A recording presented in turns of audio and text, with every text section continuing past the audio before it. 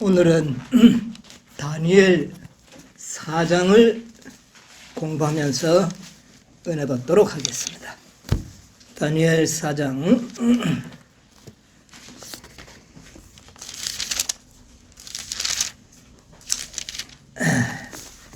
다니엘 4장 1절로 3절에 있는 말씀을 제가 읽어보겠습니다. 느부갓네살 왕은 천하에 거하는 백성들과 나라들과 각 방언하는 자에게 조서하노라. 원하노니 너희에게 많은 평강이 있을지어다. 지극히 높으신 하나님이 내게 행하신 이적과 기사를 내가 알게 하기를 즐겨하노라. 크도다 그 이적이여, 능하도다 그 기사여. 그 나라는 영원한 나라요, 그 권병은 대대에 이르리로다.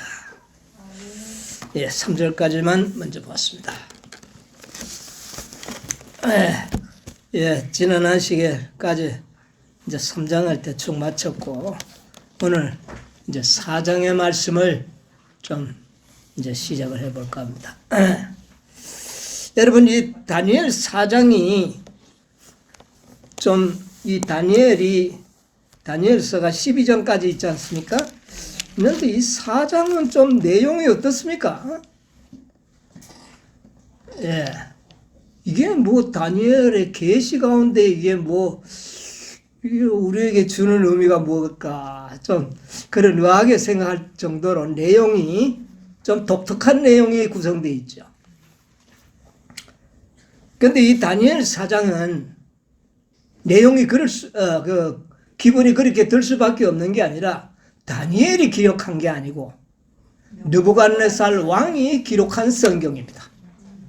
여러분, 이 느부갓네살 왕도 성경을 기록한 사람이에요. 제4장은 느부갓네살 왕이 쓴 글입니다. 그런데 아주 멋지잖아요. 천하에 거하는 백성들과 나라들과 방언하는 자에게 조서하노라. 그러면서 너희에게 많은 평강이 있을지어다. 꼭 누가 하는 말 같아요? 예수님의 말.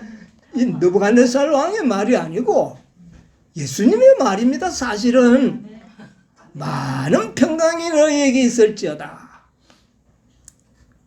천하에 있는 백성들, 나라들, 방언하는 자.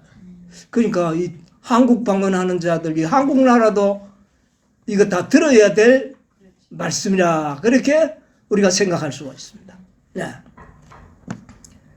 2절에도 보니까 지극히 높으신 하나님이 내게 행하신 이적과 기사를 내가 알게 하기를 즐거워. 그러니까 느부갓네살 왕은 자신에게 성취하시고 경험하게 하시고 이루신 이 이적과 기사를 내가 온 세상에 전하기를 원하노라. 여러분, 우리가 느부갓네살 왕의 생애를 연구할 필요가 있습니다. 왜냐하면 여기에는 하나님이 하시고자 하시는 이적과 기사가 이 느부갓네살 왕의 생애 속에 나타나 있습니다. 이 이적과 기사는 느부갓네살 왕에게도 이루어져야 하지만 누구에게도? 여러분과 저에게도 이루어져야 할 이적과 기사입니다. 이 이적이 우리에게도 일어나야 한다는 겁니다. 도대체 무슨 이적이 했나? 느부갓네살 왕에게 일어났던 이적 뭐가 있습니까?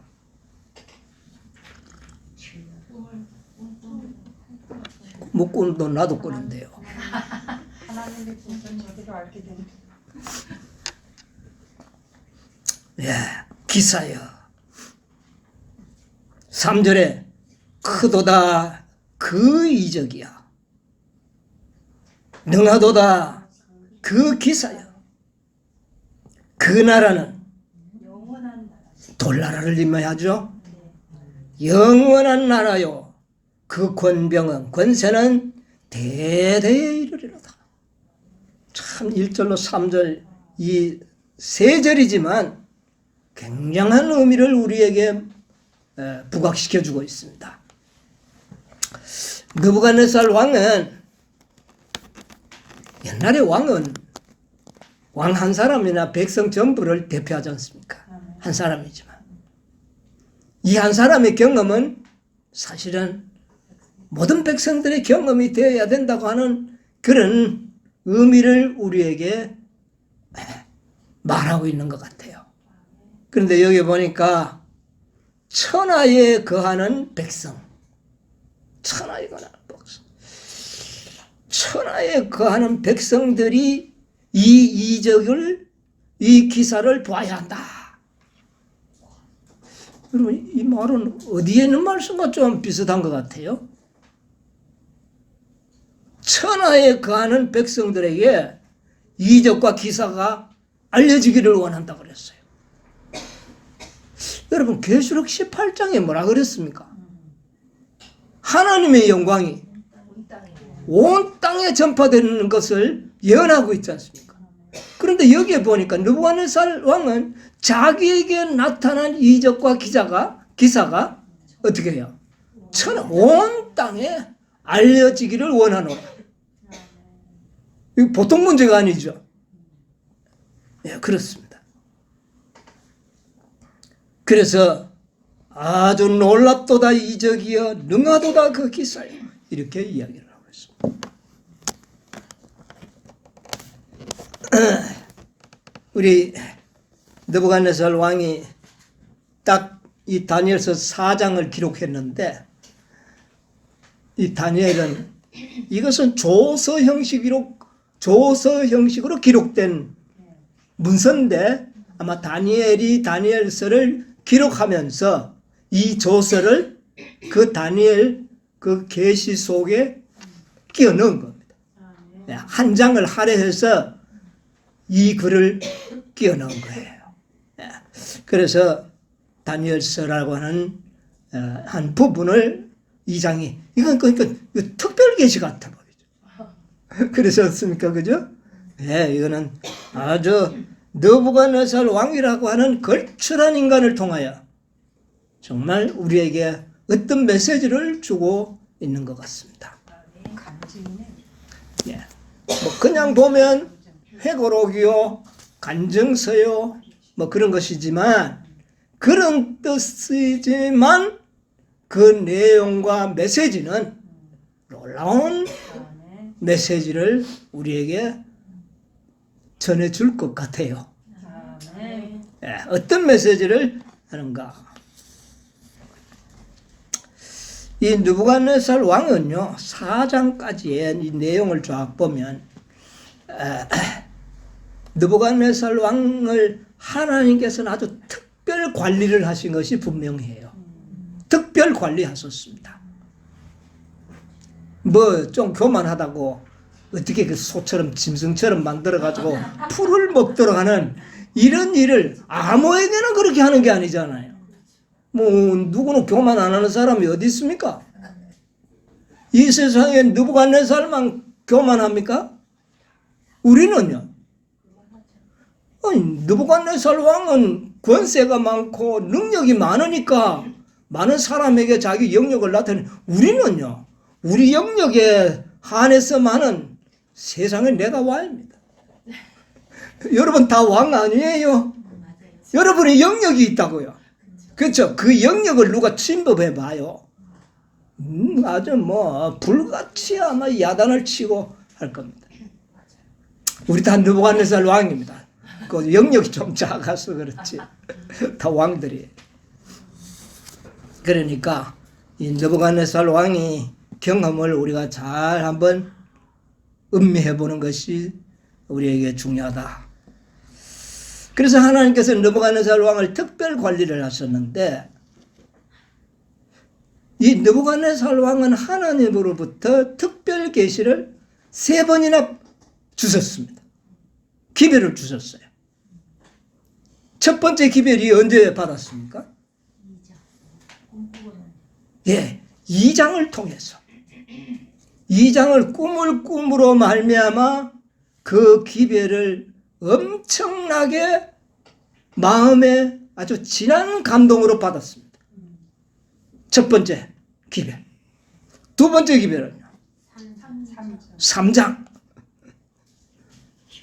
금신상을 만들고 풀무불에 집어넣는 이런 역사를 통하여 느부갓네살 왕은 큰 기별을 받게 된 겁니다. 자, 그런데 첫 번째 기별을 받고 간증을 했습니다. 2장 47절 한번 읽어볼까요?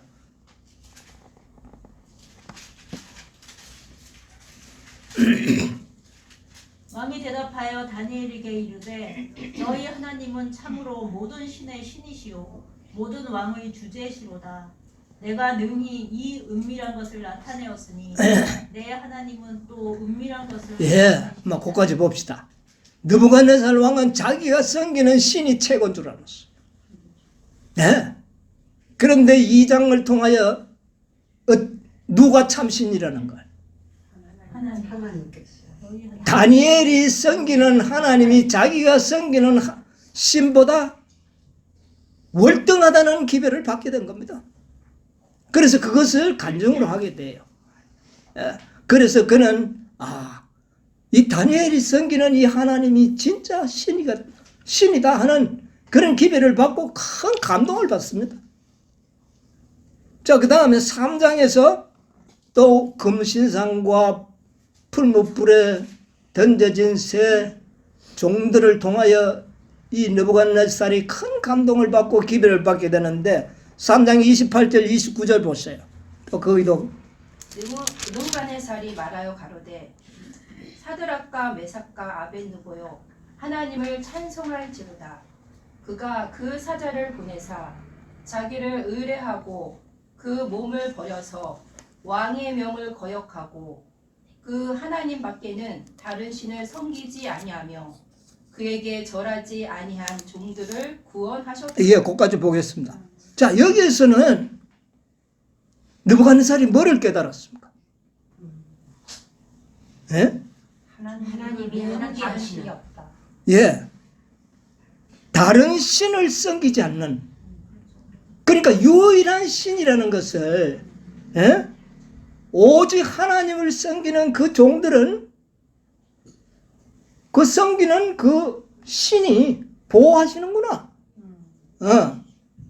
그러니까 자기가 섬기는 신은 거기에 이 명함이 내밀 수가 없는 겁니다, 이거는. 예.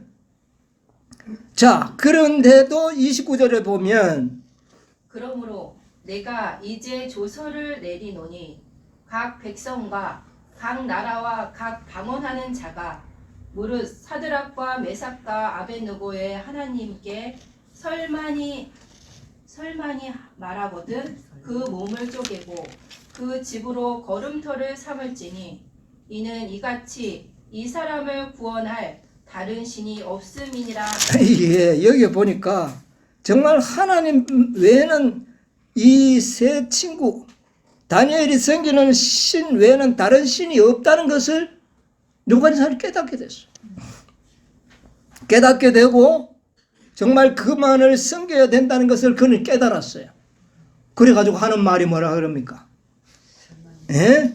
이 하나님에 대하여 쓸만히 말하는 자들은 내가 그 몸을 쪼개고 집을 걸음터로 삼. 좋기는 한데 이게 하나님의 섭리와 뜻을 제대로 하나님 섭리를 모르는 것을 좀 부족함이 나타나요. 그렇죠? 그래서 오늘 이제 이 4장에는 정말 개인적으로 꿈을 꾸게 하고 그 꿈을 통하여 이제 정말 완전한 빛을 전달합니다. 그게 1절로 3절 오늘 읽은 거예요. 네. 정말 천하의 백성들과 방언하는 자들이 다 이것을 깨닫기를 원하고 너희 마음의 평강이 있기를 원한다. 그렇게 하면서 그가 행하시는 큰 이적과 능력 기사 이걸 이야기하거든. 그럼 이게 뭐냐면은 첫째 기별, 두 번째 기별, 세 번째 기별을 받을 때마다 느부갓네살 왕이 자기도 모르는 사이에 뭐 되어 왔습니까? 변화되고 있었다는 것입니다. 변화되고 있었어요. 첫째 천사의 기별, 둘째 천사의 기별, 셋째 천사의 기별을 연상하는 그런 생각이 들지 않습니까? 세 번의 기별을 통하여 느부갓네살 왕이 완전히 변화됩니다.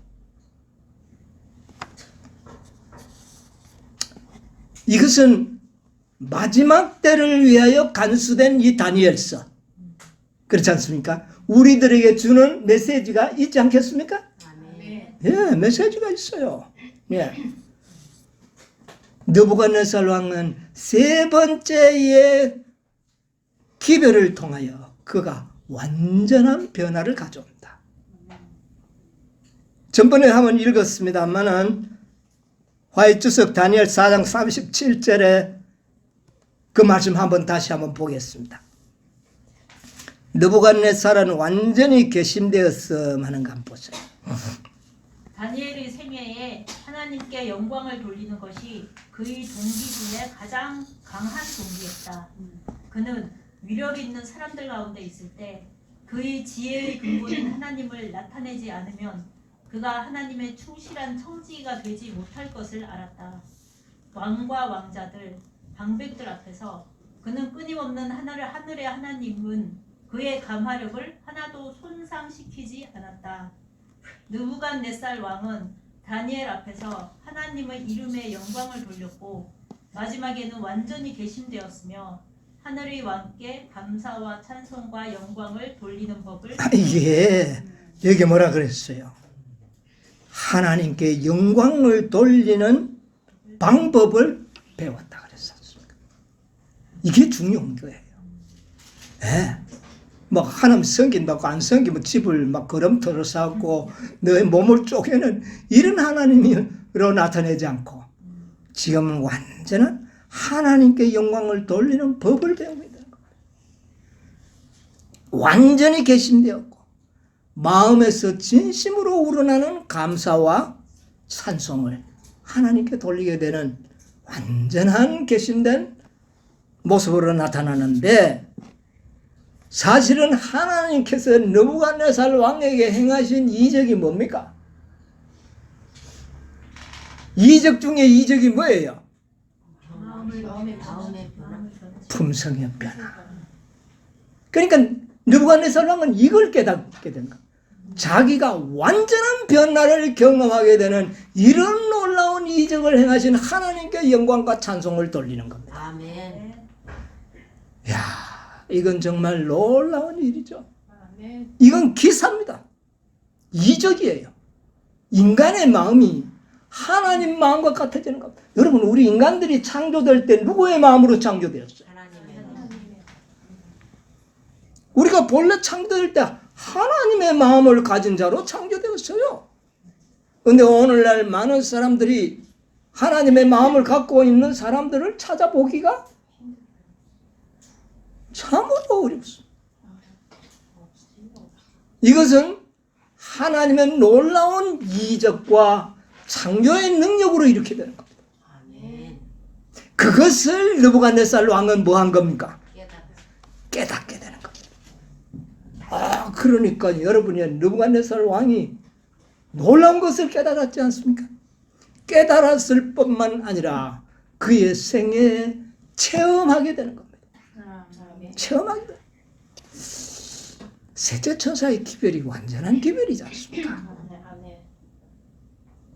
느부갓네살 왕도 세 번째 이 기별이야말로 느부갓네살 왕을 첫째, 둘째 받았을 때의 간증보다도 이 간증이야말로 어떤 간증입니까? 완전한 간증. 완전한 이적을 경험한 사람. 이거는 경험이 없이는 할 수 없는 이야기입니다. 앞에 간증들은요, 권세와 능력과 이것으로 할 수 있는 거예요. 그러나 이것은요, 변화를 경험하지 않는 사람은 할 수 없는 그런 간증을 느부갓네살이 하게 되는 겁니다. 이런 이적과 기사를 알게 하기 위하여 온 천하 모든 백성들에게 조서를 내린 겁니다. 그러니까 계시록 18장하고 비슷한 거 아닙니까 이게? 온 땅에 그의 영광으로 환하게 하도록 하는 그런 이야기가 되는 겁니다. 방금 읽었던 그 밑에 단락도 한번 볼까요? 따뜻하고 감동시키는 힘이 있는 증언. 바벨론 나라의 보좌 위에 있는 왕은 하나님께로부터 받은 바 은혜를 따뜻하고 감동시키는 힘이 있는 말로 간증하는 하나님의 증인이 되었다. 그의 간증은 하나님의 은혜와 자비와 의와 평강을 경험하고 있는 마음에서 우러나오는 것이었다. 네, 여기 보세요. 이게 어떤 간증이었다고요? 하나님의 은혜와 자비와 의와 평강을 경험하고 있는 마음에서 우러나온 것이었다. 느부갓네살의 생애가 완전히 변화되었음을 이야기하는 것입니다. 그래서 이와 같은 자신에게 이적을 행하신 하나님의 능력을 모두가 알게 하기를 내가 원한다고 하면서 조서를 내린 겁니다. 그리고 그는 힘 있는 말로 간증하는 하나님의 뭐가 되었다? 증인이 되었다. 여러분, 우리가 앞으로 뭐가 되기를 원합니까? 마지막 이 땅에서 하나님의 영광을 증거하는 증인들이 되기를 원하지 않습니까? 네. 느부갓네살 왕이 그런 일을 행했다. 그래서 하나님께서는 다니엘을 통하여 이 조서를 성경 속에 함께 편집을 하도록 한 겁니다. 이게 매우 놀라운 기록이에요. 이게. 여러분, 느부갓네살 왕의 첫째, 둘째 그 간증은 보면 깊은 간증이에요. 아주 대단한 깊은 간증인데 왜 또 변경되고 또 변경되고 왜 그랬을까요?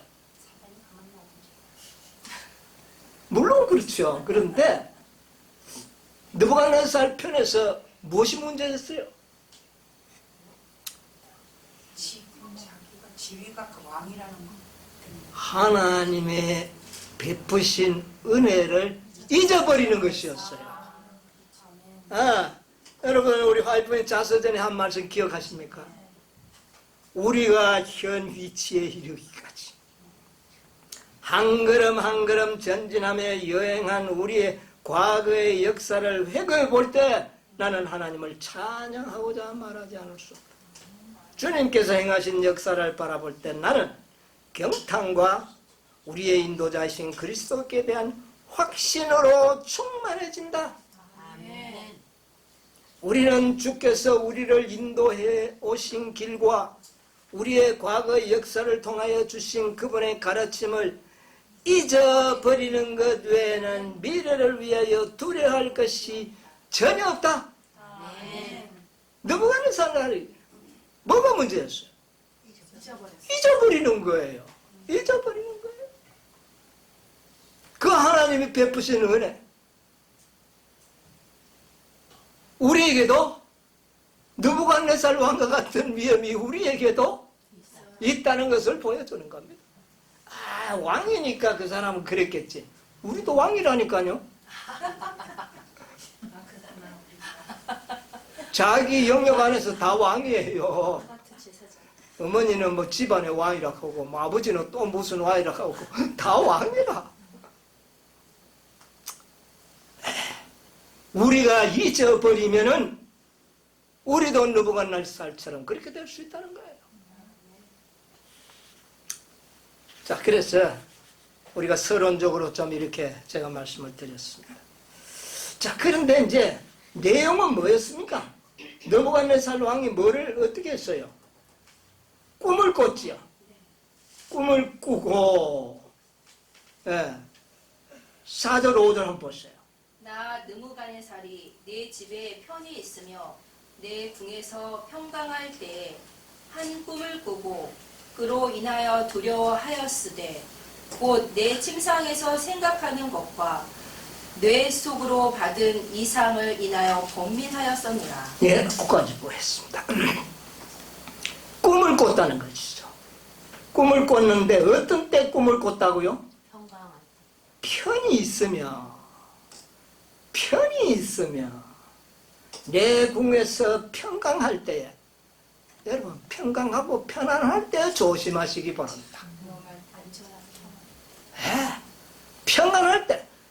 그러니까 우리가 시험을 받는 것이 우리에게 뭐한 겁니까? 유익입니다. 이게 엄청난 겁니다. 평안할 때 문제가 생긴 거예요. 이 느부갓네살 왕은 왕이지만 옛날 왕은 실제적인 전쟁터에 나와서 총칼을, 참 그땐 총은 없었죠. 칼을 들고 싸웠습니다. 장수고 왕입니다. 그의 생애의 절반 이상을 아마 전쟁터에서 느부갓네살은 보냈을 겁니다. 그렇겠죠? 예? 그 전쟁이 자기 나라 안에서 합니까? 적국을 정복하기 위해는 외국으로 나가는 거 아닙니까? 그러니까 외국 타향에서 일평생의 거의 대부분의 생애를 전쟁터에서 보내고 이제 이 꿈을 꾸기 시작할 때는 평안할 때 뭐가 없었다는 것을 짐작합니까? 이제 전쟁할 필요가 없어. 정복할 대상자들은 다 정복하고 다 바벨론에 굴복하고 이제는 궁에서 평안히 지날 때에 꿈을 꾼 겁니다. 그러니까 평안할 때에 어떻게 돼버린 겁니까? 위험한 게 아니라 어떻게 됐어요? 잊어버린 거예요. 뭐를요? 하나님의 은혜를. 위급할 때가 아니라 평안할 때 그만 하나님의 은혜를 잊어버린 겁니다. 그래서 하나님께서 꿈을 꾸게 한 거죠. 그런데 꿈을 꾸는데 이 꿈이 보통 꿈이 아니고 꾸고 난 다음에 아주 두려운 마음이 그 마음을 엄습했고 아주 도무지 견딜 수 없는 번민을 갖고, 근데 이번에는 꿈을 잊어버린 게 아니고 꿈은 아주 생시처럼 느껴질 정도로 분명하게 기억하고 있습니다. 자, 박사들을 다 부릅니다. 6절 7절 보세요. 이러므로 내가 명령 내려 바벨론 모든 박사를 내 앞으로 불러다가 그 꿈의 해석을 내게 알게 하라 하네. 박수와 술객과 갈대아 술사와 점장이가 들어왔기로 내가 그 꿈을 그들에게 고하였으나 그들이 그 해석을 내게 알게 하지 못하였느니라. 예. 자, 꿈은 이제 분명히 알려줬는데도 박수 술객 점쟁이들이 그 꿈을 어떻게 했어요? 해석을 못하는 겁니다. 2장에는 뭐라 그랬어요? 꿈만 알려주면 우리가 해석은 해드리겠습니다. 그리고 윈자는 꿈을 정확하게 설명을 하고 다 보여줬는데도 해석을 못하는 겁니다. 자, 이래서 그 느부갓네살 왕이 섬기는 그 신을 섬기는 자들의 박수 술객 점쟁이들이 다 엉터리 같다. 완전 폭로가 다 되는 겁니다. 느부갓네살이 화가 나겠어요, 안 나겠어요? 자기가 섬기는 신이 이거 이 술객과 박수 점쟁이들은 신의 이 통로자들인데 이거 모른다니까 얼마나 화가 나겠어요. 못하였느니라.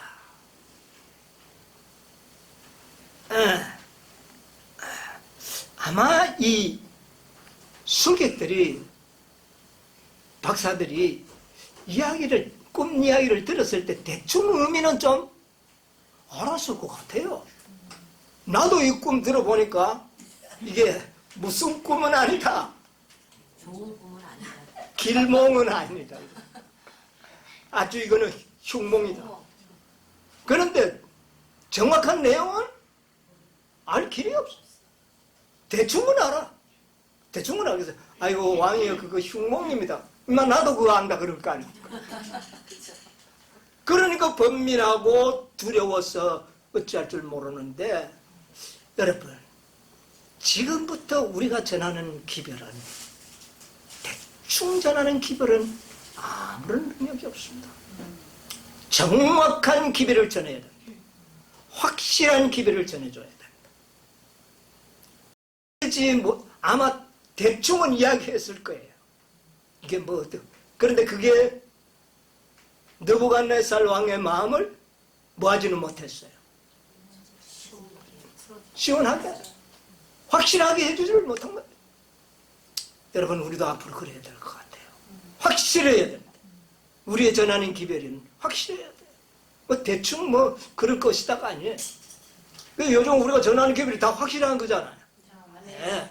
네. 우리에게 그런 확실한 기별을 줬어요. 자, 그 다음에 이제 다니엘이 불려옵니다.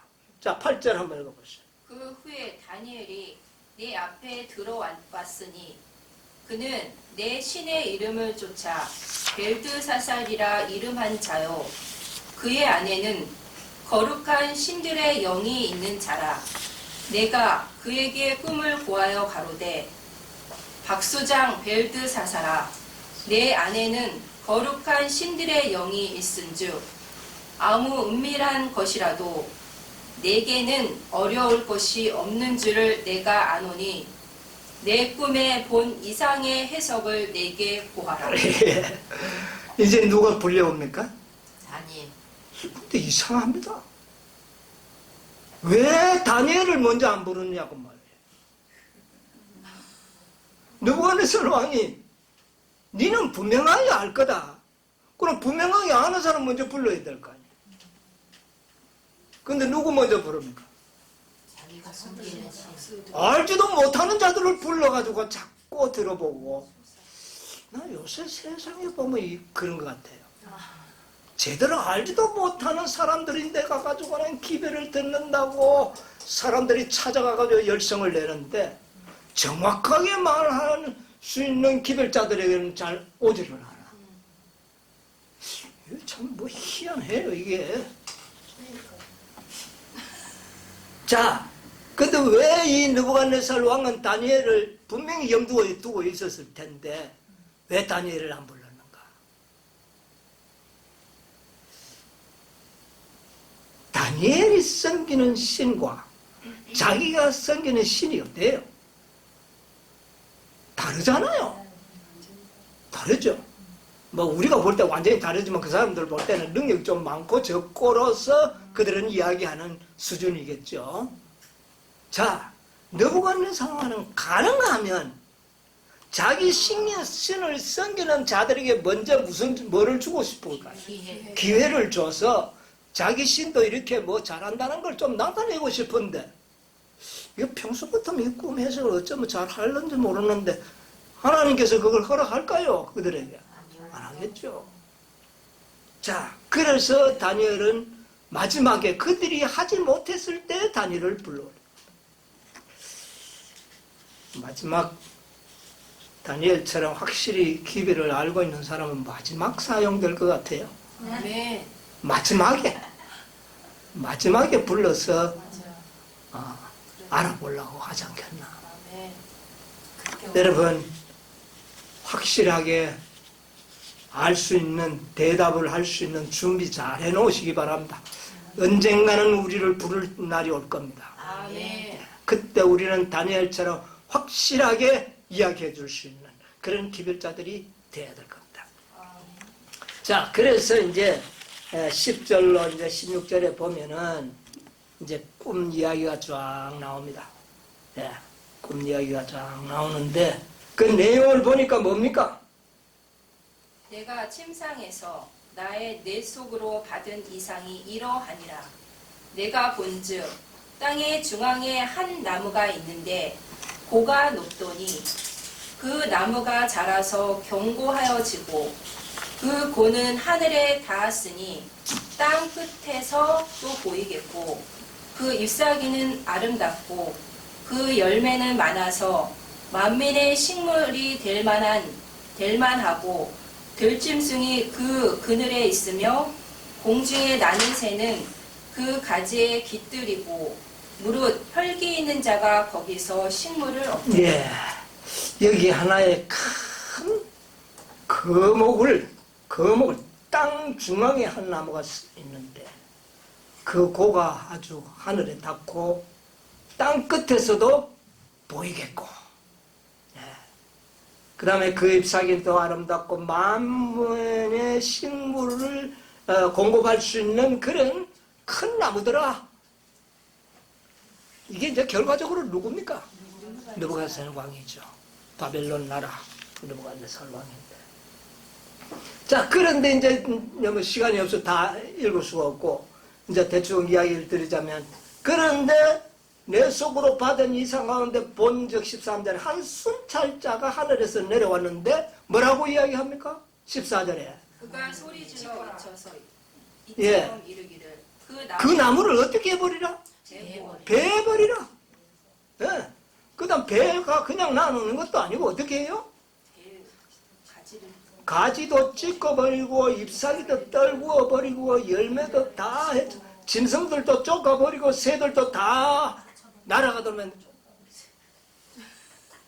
여러분이 그래서 나중에 그루터기는 어떻게 해요? 남겨뒀는데 어떻게 남겨둬라? 철로와 노출로 예, 노줄과 철로 아주 단단하게 묶어놓고 그렇게 해서 그냥 이슬을 맞고 비를 맞는 가운데 언제까지? 7대. 예, 7대까지 지나리라. 16절에 보면 그 마음이 변하여 어떻게 해요? 인생의 마음 같지 인생의 마음 같지 아니하고 짐승의 마음을 받아 7대를 지나리라. 이렇게 이야기를 합니다. 순찰자가 있다는 겁니다. 사람들은 되게 혼자 있을 때 어떻게 느낍니까? 이제 나 혼자다. 그렇게 생각하죠. 그러니까 뭔가 긴장도 풀리고 행동도 마음대로 하고 옷도 아무렇게나 입고 혼자라고 생각하기 때문에. 그런데 누가 있다는 걸요? 순찰자. 깨어있는 자가 있다는 것입니다. 순찰자는 말의 의미가 깨어있는 자라는 뜻입니다. 순찰자가 있어. 그렇게. 그래서 이 꿈 이야기를 다 듣고 난 다음에 이 다니엘이 19절에 보니까 벨드사살이라 이름한 다니엘이 얼마 동안, 이거는 지금 이 느부갓네살 왕이 기록했기 때문에 이렇습니다. 놀라 벙벙하여 마음이 번민하는지라 왕이 그에게 말하여 이르기를 벨드사살아 너는 그 꿈과 그 해석을 인하여 번민할 것이 아니니라. 그런데 처음에는 다 나 이랬는데 여기는 왕 이래가 3인칭으로 잠시 좀 바뀝니다. 그러나 나중에 또 다시 1인칭으로 바뀌어요. 나 왕이 이렇게 나옵니다. 자, 그래서 여기에 이제 이 다니엘이 번민을 하게 됩니다. 이 꿈이 어떤 꿈이기 때문에 왕에게 닥칠 매우 불행한 사건이기 때문에. 예. 그런데 이 왕의 불행을 소상하게 이야기하는 것은 왕이 깜빡 잘못 생각하면 어떤 결과가 옵니까? 뭐라고? 뭐 내가 짐승이 돼? 이렇게 되면 누가 죽는 겁니까? 다니엘이 죽는 겁니다. 이거 보통 믿음 없이는 말할 수 없는 겁니다. 그렇게 직언할 수가 없어요. 그런데 이 다니엘 그러니까 말을 못하고 막 의안이 벙벙해 있으니까 왕이 이야기하는 거예요. 네가 그렇게 할 필요가 없다. 이건 내가 꾼 꿈이야. 그러니까 너는 그저 있는 대로만 이야기해줘. 그렇게 이제 위로합니다. 왕이 위로를 하고 하니까 다니엘이 말하기를 내 주여 그 꿈은 왕이 미워하는 자에게 이루어졌으면 좋겠습니다. 정말 지혜로운 말이죠. 이 포로된 신세에 어떻게 보면 왕은 느부갓네살 왕은 원수 아닙니까? 자기 나라를 멸망시킨 원수인데 그런데 그 말 가운데는 전혀 적이가 없고 애정이 듬뿍 담겨져 있는 그런 표현입니다. 이 꿈은 왕이 미워하는 원수들에게 응하기를 원하며 왕의 대적에게 응하기를 원하나이다. 그러면서 그 해석을 해주는 거예요. 자, 그런데 이 본문을 좀 충실하게 읽으면서 하다 보니까 시간이 잘 가네요. 그런데 이게 중요해요. 소상하게 우리가 한번 짚어보는 것이 참 중요하다고 생각합니다. 그런데 이 나무는 곧 누구라고요? 왕이니라. 왕이십니다. 한 순찰자가 하늘에서 내려왔다. 그래서 26절로부터 20절부터 22절까지는 이제 그것을 이제 설명하고 이렇게 다니엘이 말하고 있는데 왕이여 이 나무는 곧 누구라? 왕이시라. 창대하사 하늘에 닿으시며 누가요? 느부갓네살 왕의 권세가 어디에 닿았다고요? 하늘에. 이건 언제든지 하늘 꼭대기까지 닿으면 문제가 생깁니다. 이게 무엇을 의미합니까? 인간의 교만심을 이렇게 표현한 겁니다. 왕이 지금 교만한 마음이 하늘에 닿았다는 거예요. 하나님이 용납할 수 없는 하늘에 닿았고 그 권세는 땅까지 미치십니다. 여러분 하늘에까지 닿는 인간은 자꾸 하늘에까지 닿으려고 그래요. 여러분 잘 아시듯이 바벨탑이 어디까지 닿았어요? 하늘에까지 닿았어요.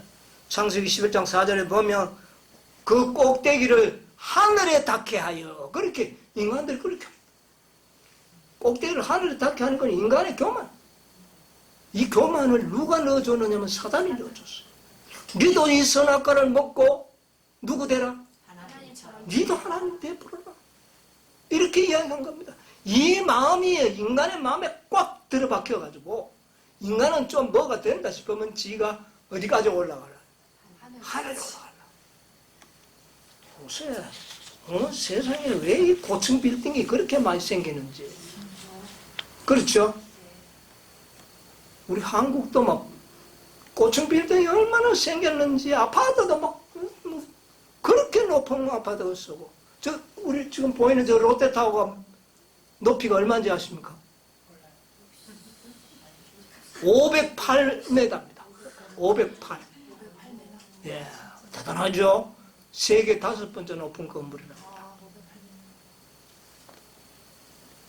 네 번째 큰 높은 건물이 중국에 있는데 600m. 자, 그 다음에 세 번째 높은 건물이 사우디에 있는데 그거는 601m랍니다. 1m, 그 아마 늦게 지으면서 1m 더 높입니다. 그 다음에 두 번째 높은 건물이 또 중국에 있어요. 상하이에 있는데 이거는 몇 미터냐면 623m. 그러니까 중국 자존심에 안 되겠다, 우리가 더 높이 세워야 되겠다 해서 623m. 그러니까 서로 경쟁적으로 더 높였어요. 그러니까 아랍에미레이트는 두바이에 몇 층짜리, 몇 미터짜리 세웠는지 아십니까? 딱 제가 한번 이게 궁금해서 찾아보니까 828m. 와, 이 828m 같으면 이거 대단. 이 하늘 꼭대기까지 닿는 겁니다, 이게. 네? 그 구름이 그 중간에 걸릴 때가 있을 거예요. 그러니까 사우디가 또 가만 안 있고, 야, 우리도 더 높은 걸 한번 또 지어보자. 그러니까 2km짜리 2km 높이의 빌딩을 한번 지어보자. 2km. 이거야말로 진짜 어떻게 될까요? 아직 짓지는 않는데 계획 중이고. 예. 그래 한국 기업이 좀 참여해서 지어달라고. 높은 건물 짓는 데는 또 한국 사람이 뭐가 있어. 예. 꼭대기에 닿으면은 하나님이 개입하십니다.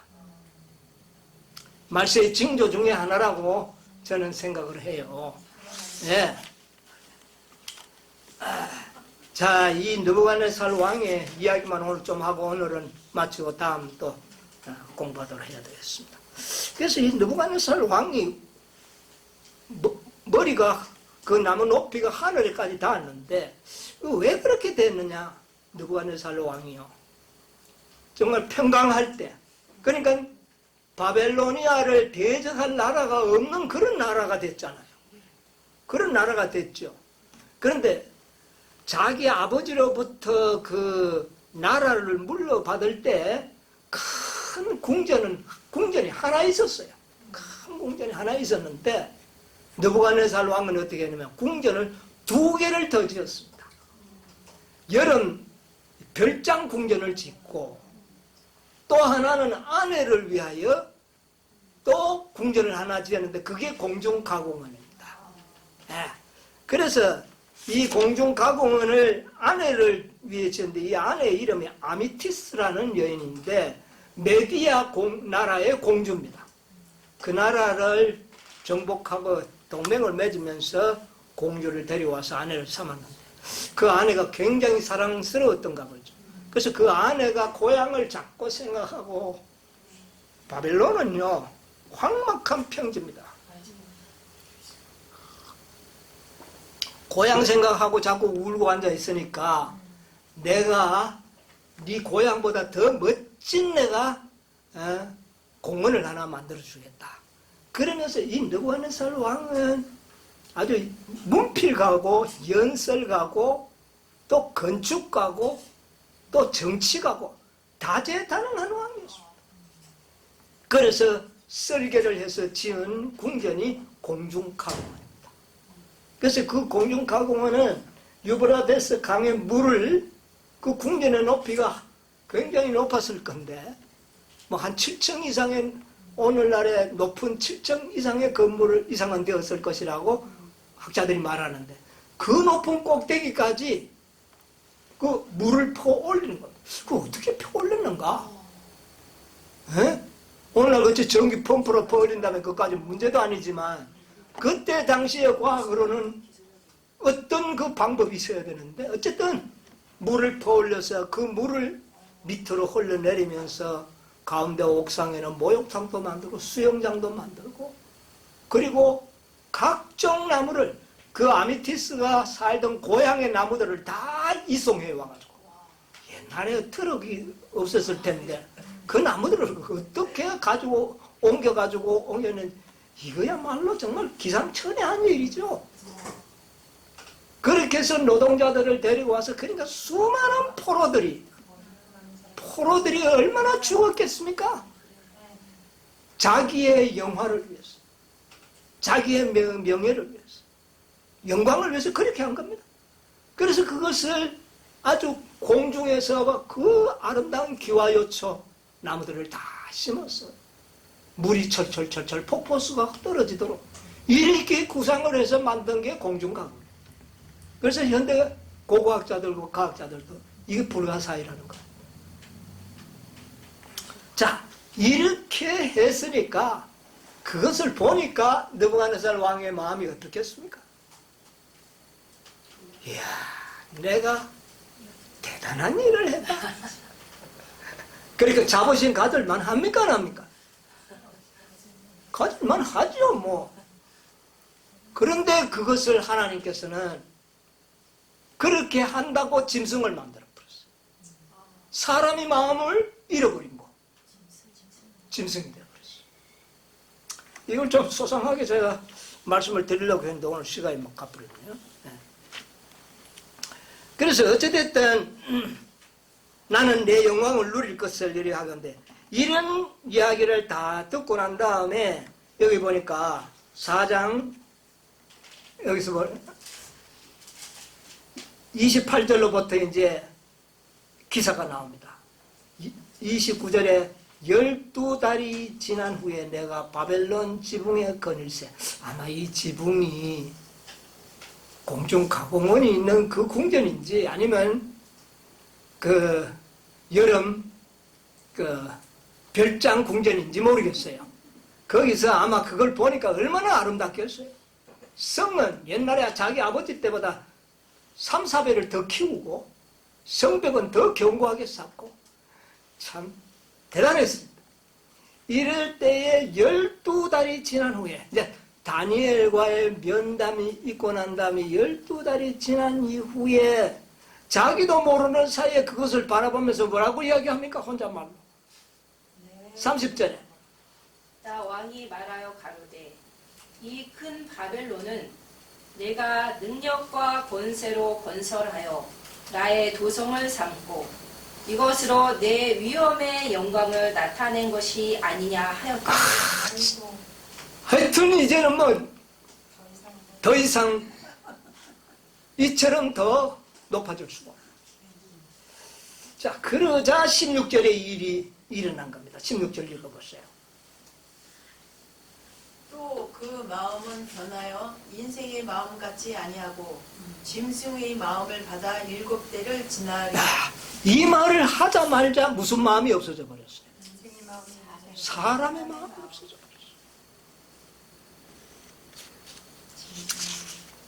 여러분, 짐승과 사람, 하나님께서 왜 교만하다고 그럼 다 짐승 만들어 뿌리느냐 그 말이에요. 정신병자 만들어가 풀 뜯어 먹도록 하나님 그러시지 않잖아요. 누구 한 사람만 그랬어요. 누구 한 사람만 그랬거든요. 이것은 뭘 우리에게 가르쳐 주려고 하는 건가? 여러분, 시편에 이런 말씀 있잖아요. 시편 49편 12절 한번 보세요.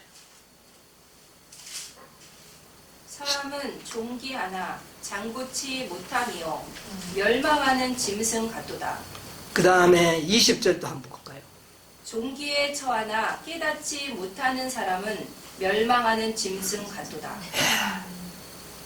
우리가 존귀에 처하고 하나님의 형상으로 창조되었다는 사실을 잊어버리고 사는 사람들은 뭐와 같다? 지금도 그렇다는 겁니다. 우리가 뭐와 같다는 겁니까? 느부갓네살 왕은 직접 짐승과 같은 삶을 살도록 우리 때문에 그렇게 만들었어요. 우리에게 교훈을 주시기 위해서. 그렇지 않습니까? 네. 이것을 우리가 하나님의 그 형상으로 창조함을 받은 사람이라는 사실을 기억하지 않는다면 우리는 뭐가 된다는 거예요? 짐승이라는 거예요. 느부갓네살 왕만 그렇게 되는 게 아니라는 겁니다. 다니엘 4장에 주는 메시지는 그겁니다. 우리는 자칫하면 뭐가 된다? 짐승이다. 뭐를 알지 못한다. 하나님의 그 존재를 잊어버리고 교만해지는 순간 우리는 짐승이 된다는 것을 가르쳐주기 위하여 4장은 기록되었다. 자, 전도서 13장 18절 한번 읽어봅시다. 전도서 3장 18절. 내가 심중에 이르기를 인생의 일에 대하여 하나님이 저희를 시험하시리니 저희로 자기가 짐승보다 다름이 없는 줄을 깨닫게 하려 하심이라. 우리가 다 뭐를 깨닫게 되기를 원한다고요? 우리가 다 짐승과 다름이 없다. 지금 현재 우리의 수준이 IQ가 좀 높을 뿐이지 똑똑할 뿐이지 짐승과 같다는 것을 모두가 깨닫기를 원한다는 것이에요. 왜? 인생에게 임하는 일이 짐승에게도 임하고 이 둘에 임하는 것이 똑같다는 거예요. 무엇으로 끝나는 겁니까? 죽음으로서 끝난다는 것이죠.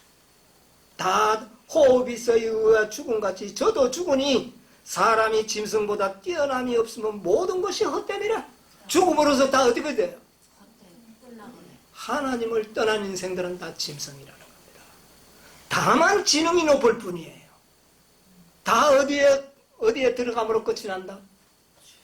흙으로 돌아가는 거예요. 짐승도 흙으로 돌아가고 사람도 흙으로, 결과가 똑같다는 겁니다. 그래요, 안 그래요? 이것을 인간들이 깨닫도록 하기 위하여 다니엘 4장의 느부갓네살 왕을 그렇게 하나님께서 만들었어요. 전도서 3장 21절 보세요. 인생의 호는 위로 올라가고 짐승의 호는 아래 곧 땅으로 내려가는 줄 이게 뭡니까? 진짜 사람은 하늘에 올라가는 사람은 사람이다 그 말이에요. 아멘. 하늘에 올라가지 못한다면 다 뭐예요? 다 짐승이다. 사람과 짐승의 차이점이 어디에 있다는 겁니까?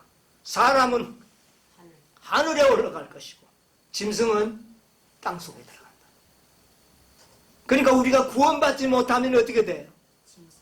짐승. 성경은 그걸 가르쳐. 그걸 가르치기 위하여 다니엘 4장이 기록되었다. 느부갓네살 왕은 실물 교훈으로 우리에게 제시되었다 그 말이에요. 아멘. 로마서 1장 28절 보세요. 로마서 1장 28절. 또한 저희가 마음에 하나님 두기를 싫어하매 하나님께서 저희를 그 상실한 마음대로 내어버려 두사 합당치 못한 일을 하게 하셨으니 예, 하나님을 마음에 두기를 싫어하고 죄를 짓기를 원하는 자들은 인간의 마음을 상실한 자들이라. 하나님께서는 그런 자들을 어떻게 해요? 그냥 버려두겠다. 그런 자들은 짐승과 같다. 이것을 우리는 깨달아야 돼. 자, 그런데 위로 올라가는 사람들만 사람이에요. 그렇죠? 하늘로 올라가는 자만 사람이고 아멘. 땅에 남는 자들은 다 짐승이라는 거예요. 이게 성경이 우리에게 은유적으로 비유해 주는 말씀입니다. 그런데 뭐도 짐승이냐? 마지막에 온전하게 되는 경험을 하지 못하면, 살아계신 하나님의 인을 받지 못하면, 흠과 점이 없는 사람이 되지 못하면 마지막 순간에 그들도 뭐와 같다? 짐승과 같다. 느부갓네살 왕이 완전한 품성의 변화를 우리에게 보여준 것은 이렇게 되어야 사람이라는 겁니다. 여러분, 사람이 창조될 때 어떻게 창조됐어? 하나님의 형상으로 돼. 마음도 하나님의 마음이고 모든 생애도 하나님과 같은 아름다운 생애를 이들이 하나님, 그걸 사람이라고 그랬어요. 아담이라는 말의 뜻이 뭐예요? 사람. 그게 사람이에요. 그런데 우리는 지금 현재 껍데기만 사람 모습을 가지고 있지 짐승과 같은 삶을 살고 있다. 이것이 완전히 회복되는 그 순간에 경험하지 못한 자들은 뭐와 같다? 그도 짐승과 같다는 겁니다. 이걸 꼭 우리에게 암시해주고 있는 말씀이에요. 그래서 이적 중에 이적은 무엇이라고요? 품성이 변하다. 이 이적을 경험하는 자들이 사람이라는 거예요. 그런데 이 이적을 경험하는 것은 다니엘서의 4장에 느부갓네살 왕이 세 번째 기회를 받고 난 다음에 그것을 깨달았던 것처럼 마지막 셋째 천사의 기회를 통하여 그런 사람이 존재하게 될 것을 우리에게 또 말해주는 거죠. 그래서 이 모든 체험을 할 수 있는 빛을 우리에게 주시고 난 다음에 이 빛을 경험한 자들만을 살아계신 하나님의 인을 쳐서 하늘로 어떻게 해요? 올려가는 것입니다. 이게 오리지널 사람, 완전히 회복된 사람입니다. 이것을 우리는 다니엘 4장에서 찾아볼 수 있는 메시지라고 생각을 합니다. 여러분, 아무쪼록 우리 모두가 다 느부갓네살이 경험했던 그 놀라운 이적을 다 경험하시게 되기를 바랍니다. 하나님의 형상을 회복해서 진짜 사람들이 되시기를 바랍니다. 우리가 사람이 아니에요. 아직까지 보니까 완전한 사람이 아니라 완전한 사람이 되도록 하나님께서는 경영하셨고 그 일을 곧 이루실 겁니다. 그때까지 믿음 안에서 정말 우리가 하나님께 신뢰하고 순종하며 그렇게 살아가는 여러분과 제가 되기를 간절히 바라면서 오늘 말씀을 마치도록 하겠습니다. 아멘.